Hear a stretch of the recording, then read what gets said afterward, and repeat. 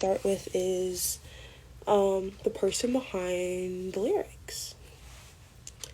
So this person, we're gonna call him A. I met this person 2020. I think I met him like on Facebook, and it was around the time like I was going through my psychedelic phase, and I was living with an ex at the time, and I think I was outside, and I went on Facebook, and I was on these groups. I was just surfing just through Facebook, and I was on the group, and I saw him commenting, and he was right on the money with a lot of stuff that he was saying, and I was like, yo, like, that's so true. And I think I messaged them, or they messaged me, and I thought they were a woman at first. At the time, I was struggling with some issues with the male gender, and I didn't really trust guys, so I thought it was a woman. So I was just like open and free, like easygoing, and we had like a really nice conversation, and then we decided to FaceTime, and it was a guy. I was like, "You're a dude?" And he was like, "Yeah." I go, "You think I was a woman?" I was like, "Yes, I definitely thought you were a girl." We really hit it off. We became like really good friends, and around 2021, I guess, like, we kind of stopped talking. We fell off. He wasn't really around as much, and then we started talking again later that year. This went on, all up until recently, obviously, and we got really, really close at the end of 2022, and then he ghosted me, and I was really mad about that, and I decided to write Dip Me in Gold about it, because I had had a crush on him ever since we got on that phone call, and he's told me before he wasn't available, but it's not like there was any like real person in his life. I think he just wanted to be single, be alone, and I was like, I can fix him. But basically, he wasn't for it, and I got my heart broken because I really kept trying, and Dip Me in Gold really helped me get that energy out that I needed to get out, get the words out, what I felt, everything that was going on inside of my heart and my head and my body, like emotionally. I just wrote it out on paper, and like I wrote it all down basically in one take. And I practiced it a couple times, and then I couldn't find a beat on Ableton. So I found this app, Overtune. I was just scrolling on TikTok, and I had already written the song, and I found Overtune, and I was like, okay, let's see if it works, let's just give it a shot. And I found a really nice beat, and I was like, yo, this is like really hard. Let me like try and like record over it. So I did that a couple times. I was like, yo, this is sick. I really fucking love this shit. And yeah, I ran with it, and that's how Dip Me in Gold got created. Oddly enough, though, after I wrote the song, he hit my line. He didn't hear the song or anything. He just hit my line and was like, because I sent him a lot of texts. I got drunk one night with a friend, and I sent him a lot of texts. And he was just like, I'm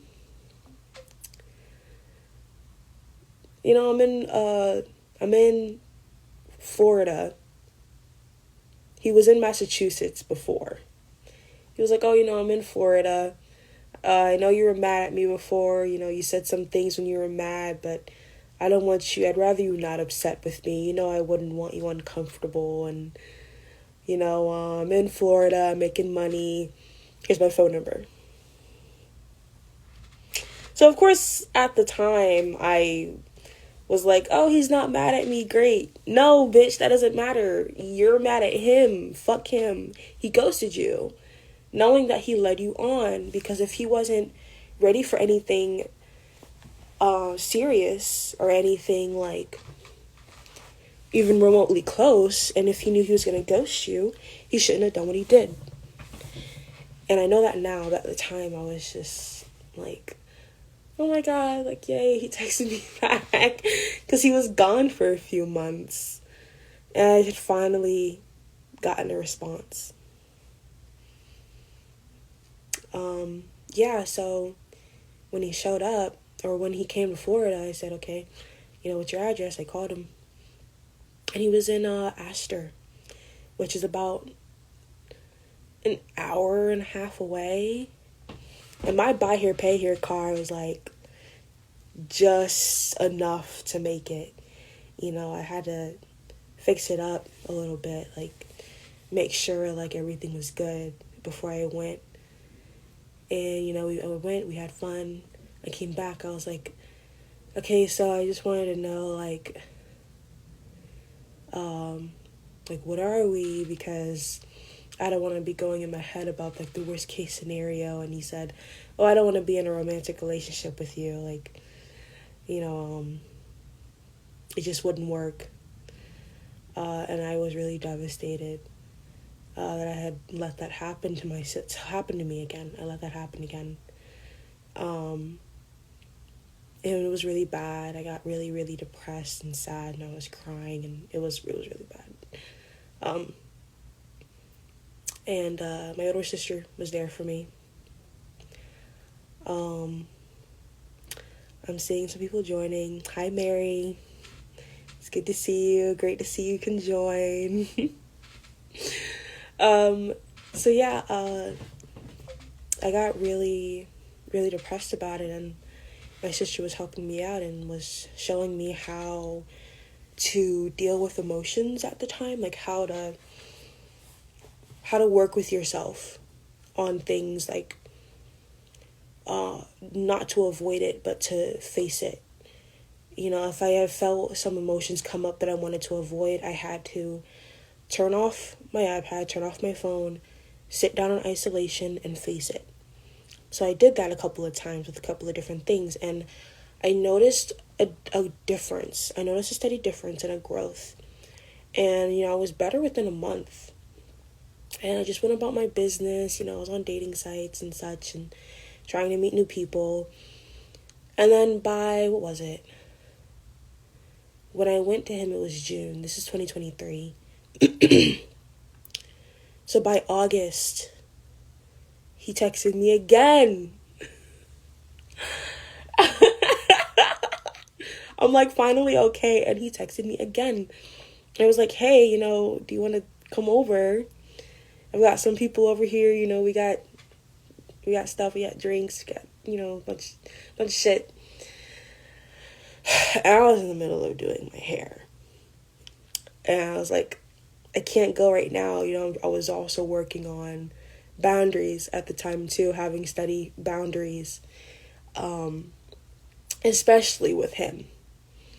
Because from the start, I just was like, oh, I just was just like loosey-goose, all like, yes, like anything for you.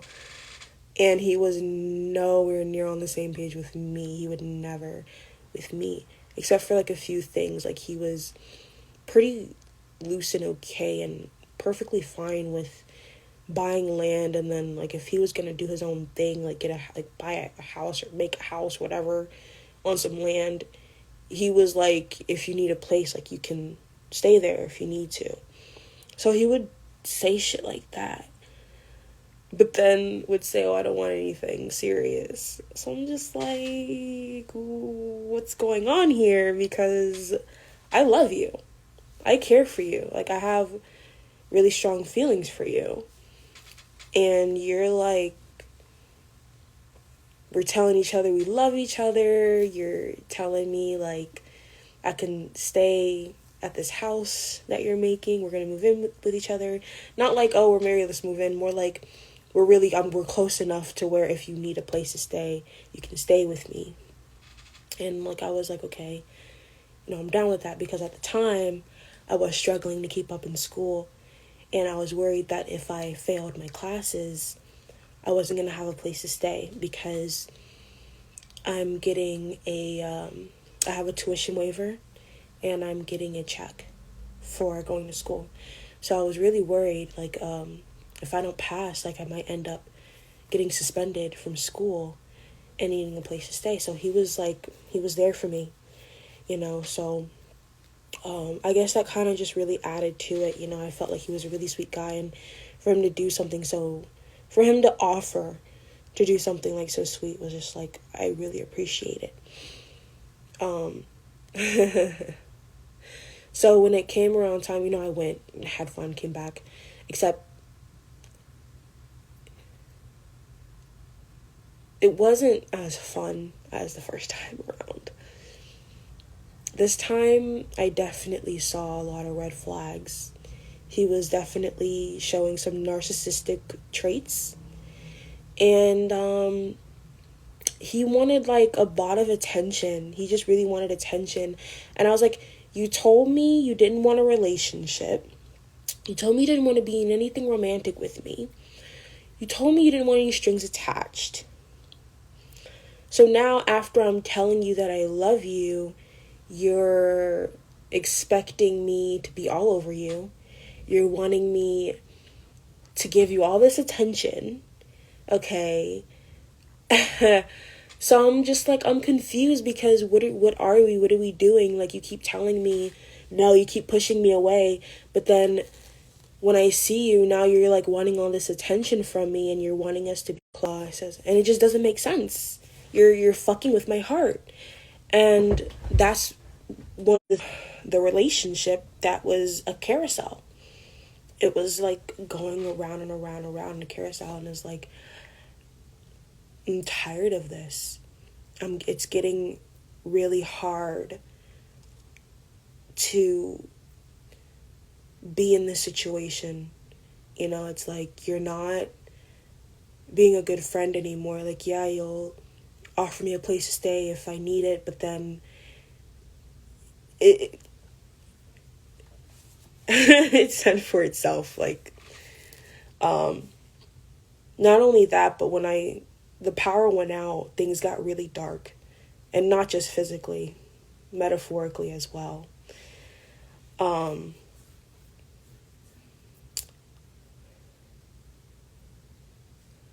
It was a really bad environment, if I'm being honest. I guess his grandparents didn't want him staying there anymore. And he was making a lot of money, trying to save money and get his own place. But I guess, like, it wasn't fast enough for his grandparents. So he moved in with a friend. And that friend had the house that was his grandmother's. So it was, like, falling apart, and he didn't want to get rid of it. Excuse me.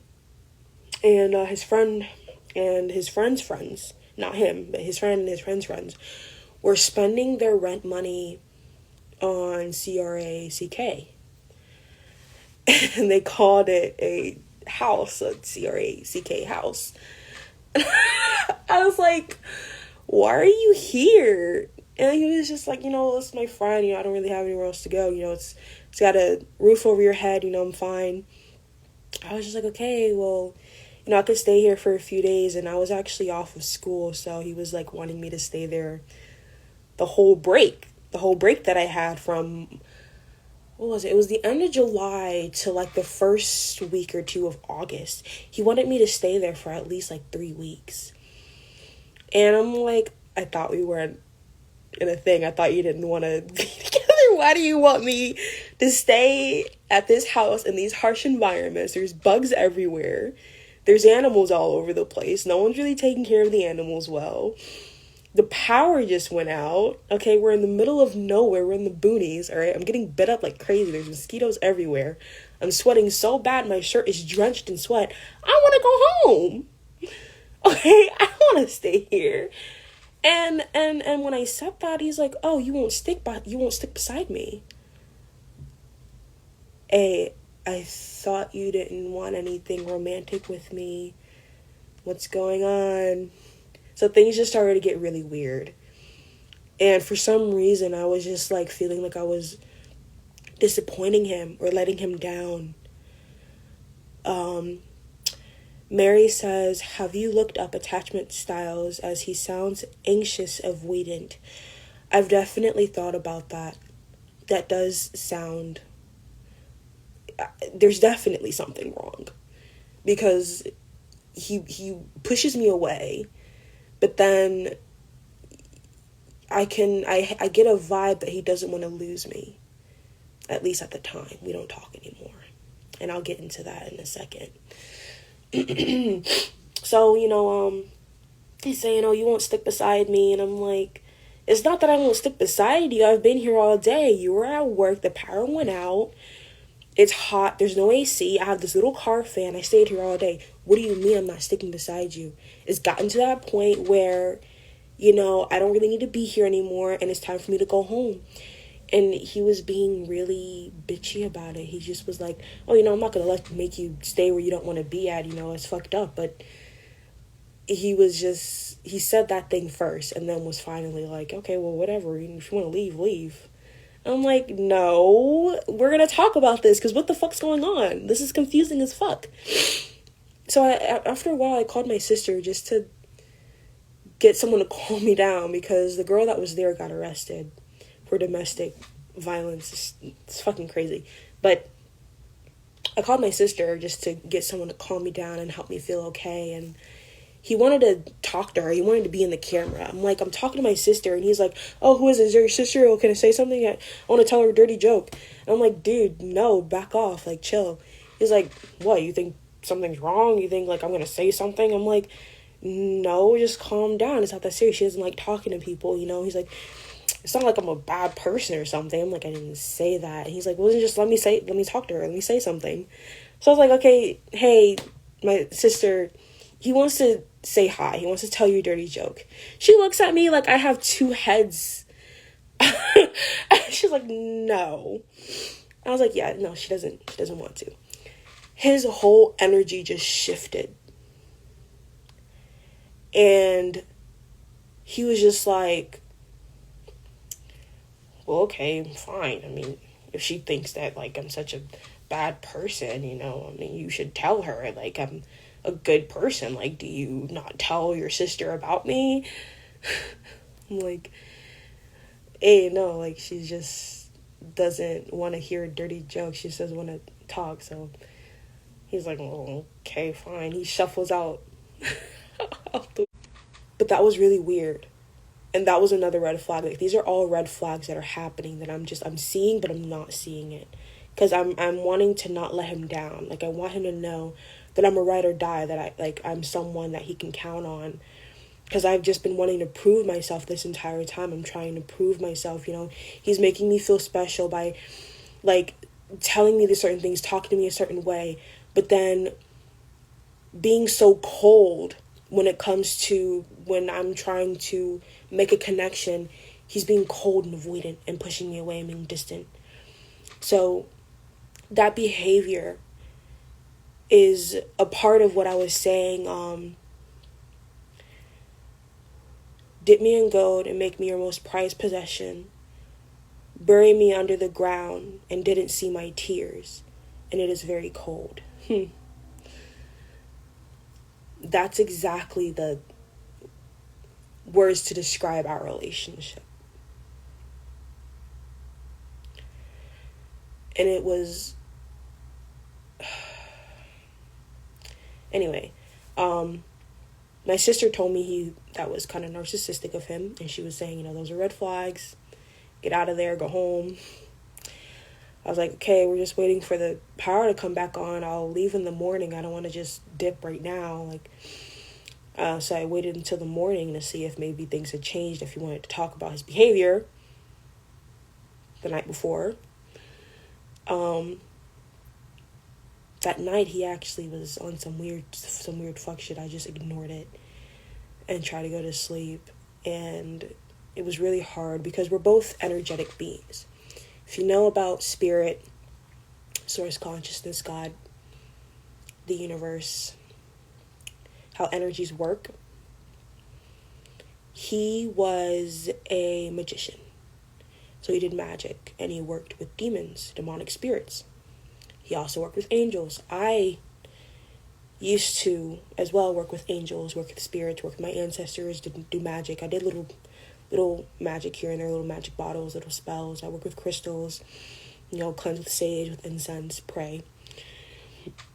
He did high magic, which was incantations, blood rituals, those kinds of things, which was a red flag from 2020 that I should have oh, that's a no. No, I didn't do that. I stuck around, because I obviously didn't care about my life.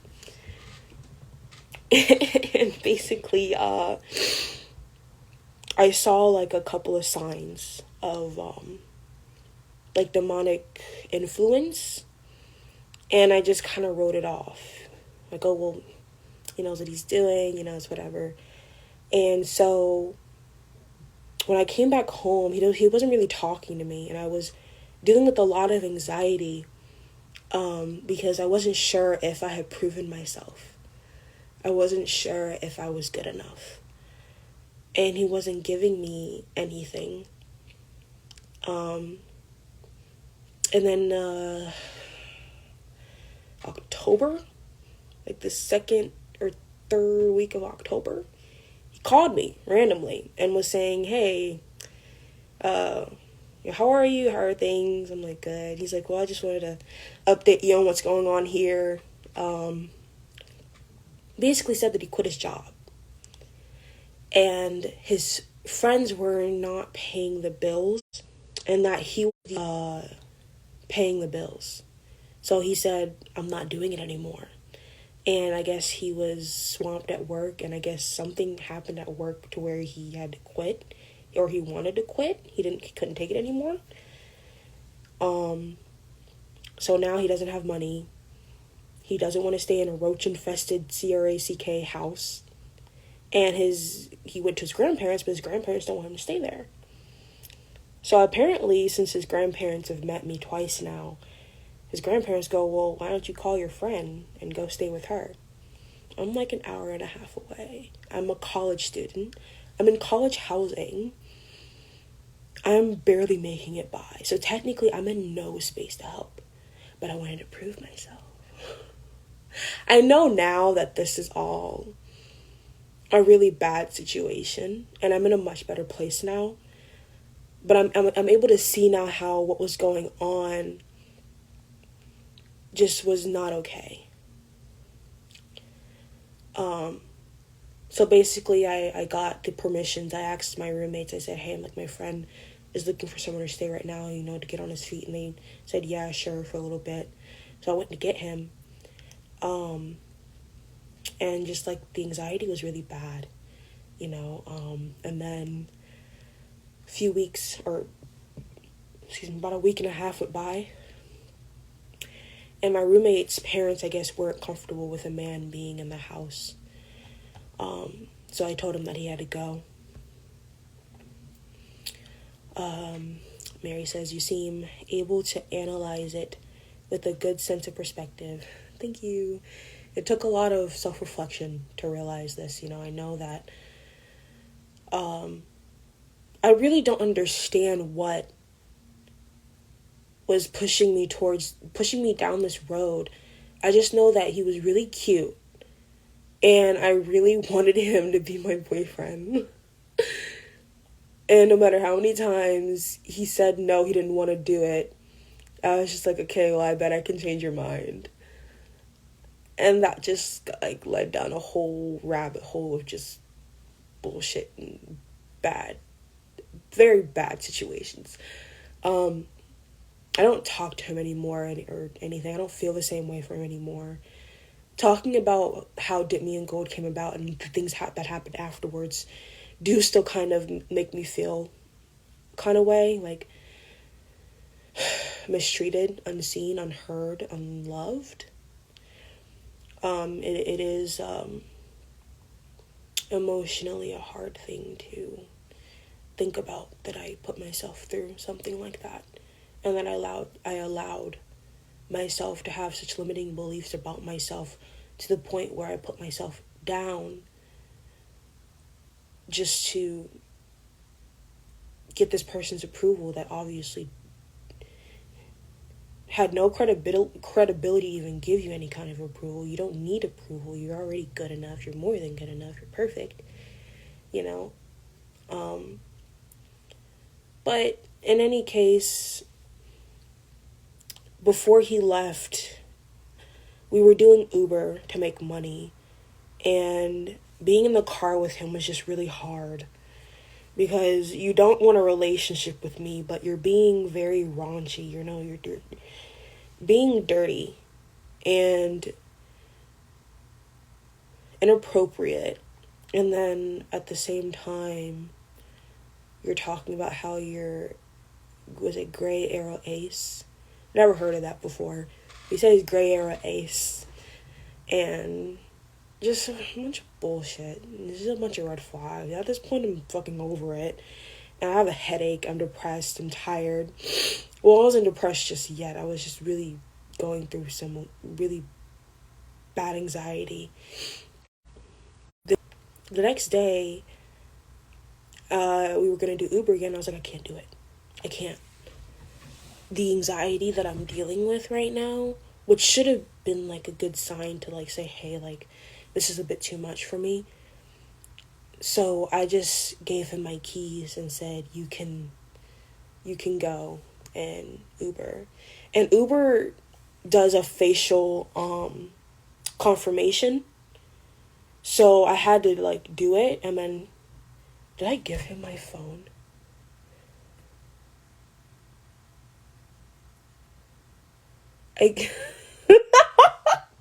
Wait. I just thought about that. I gave him my phone. Princess, what the fuck? I gave him my phone. I gave him my keys. I let him use my Uber account. And I already saw how shitty of a driver he was before. When I went to visit in July, August, he was trying to beat some guy to the gas pump, and he hit a hump, and my car hit something, and the bottom of it just started dragging. By the time I was driving it home, I was hearing a noise. So after that happened, obviously he shouldn't have been driving my car. But because my anxiety was so bad, I didn't trust myself driving. And this time doing Uber, I didn't want to go with him. So I gave him my phone, I gave him my keys. I gave him my credit card to put gas. I trusted him 100%. Why did I give him my card?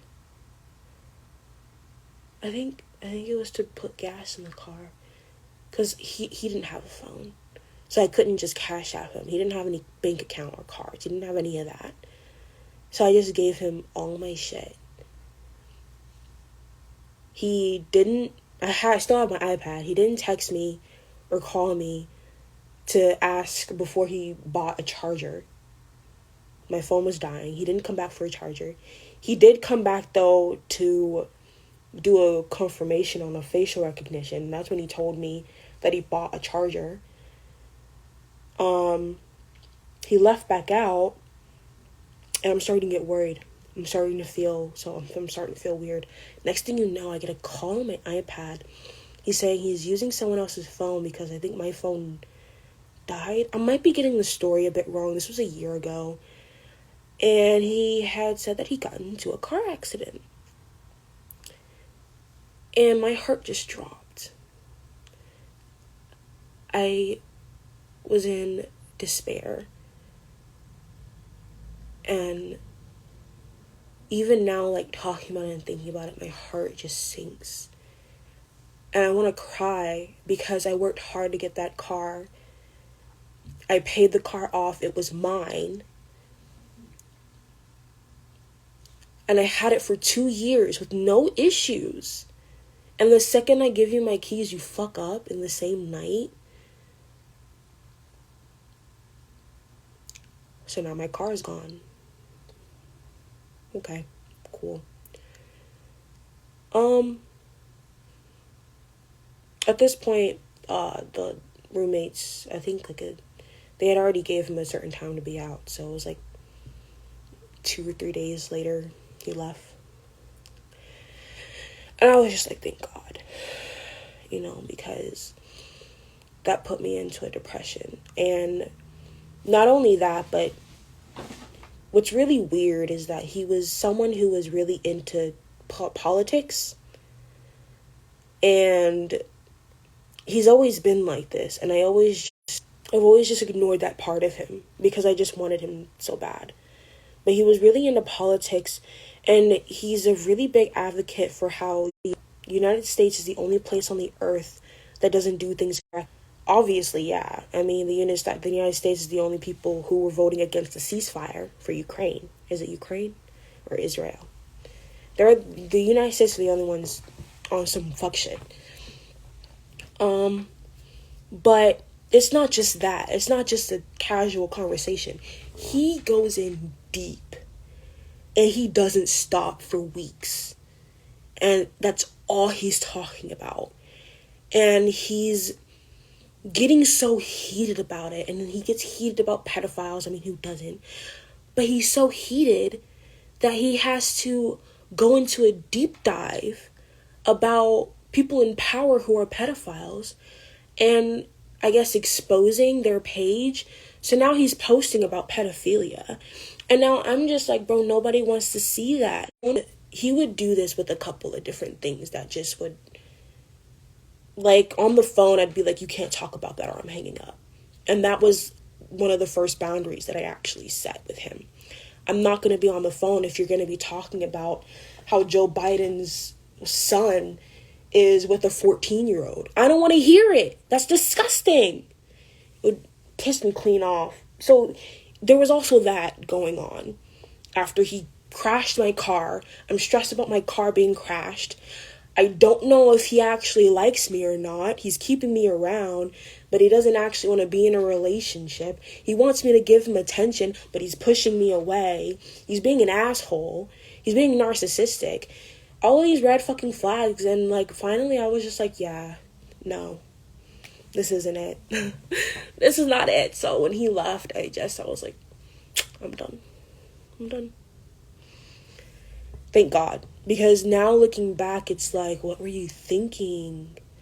And you lost your car so that God could show you that this was not the person to be around, and not the person to be putting yourself down over, and not the person to be trying to give your life over to, to give your all to. He doesn't even have his own car. He doesn't even have his own place. He quit his job on some, I don't even know if it was a valid reason to quit his job. He doesn't have a bank account. He doesn't have his own card. He doesn't have any of that shit. He's not a real man. He just talks that big talk. And I believed it, and I fell for it. So, that's my story. That's the person behind the song, behind the lyrics.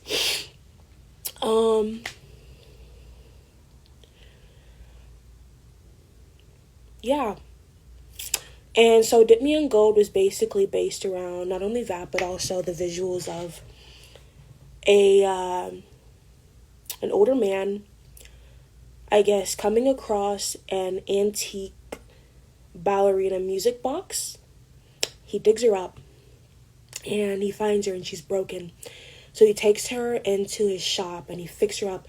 And you know how in Japan, or I think it's in Japan, if you break a vase or something gets broken, you fix it with gold. So he fixes the toy box up with gold, makes her dance again, and now she feels like this most prized possession. And then he suddenly gets distracted with something else and decides he doesn't care about it anymore. And he goes back and puts her back where he found her, buried underneath the ground. And this feeling of like this abandonment after being found and being, put back together and being cherished. I'm gonna cry. And held and loved again. So that was the idea with Dip Me in Gold. I hope you guys have a better understanding of the song and what it means to me.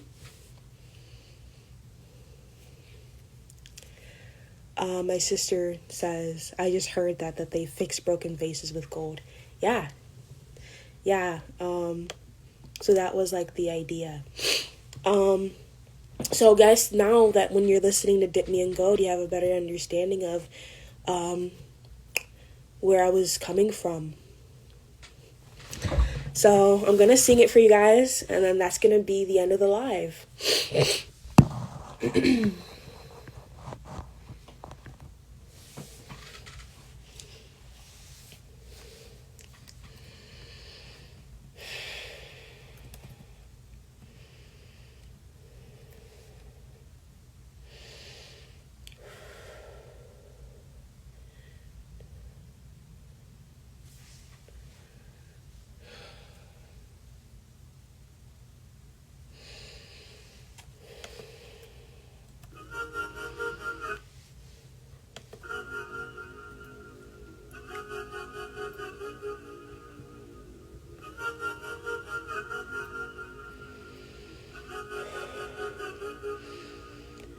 Dip me in gold and make me your prized possession.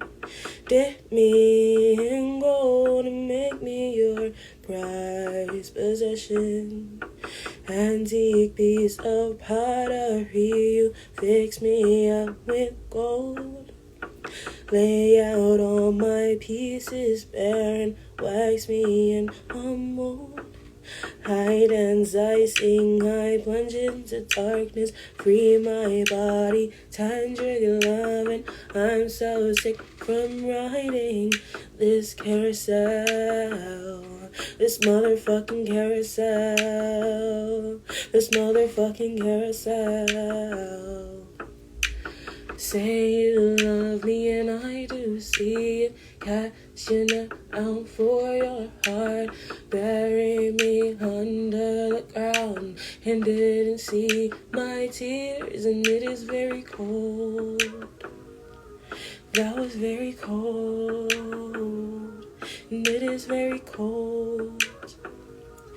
That was very cold, and now it's time to go. What did we do this for? Puppy left out and cold. I'm crying on the floor, I'm flying out the door. Don't need you anymore. I can feel you, it's so sore. Tell me what we do this for. What did we do this for? What did we do this for? What did we do this?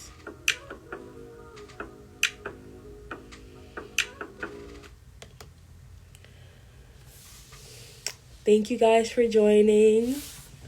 You can go to my link in bio on my page, and I've got some merch that is dropped. I got some t-shirts and a poster on there. I would love it if you guys could support me, buy some of my merch, and post some pictures of my merch and tag me in it. Thank you guys so much for watching, and I hope you have a beautiful night.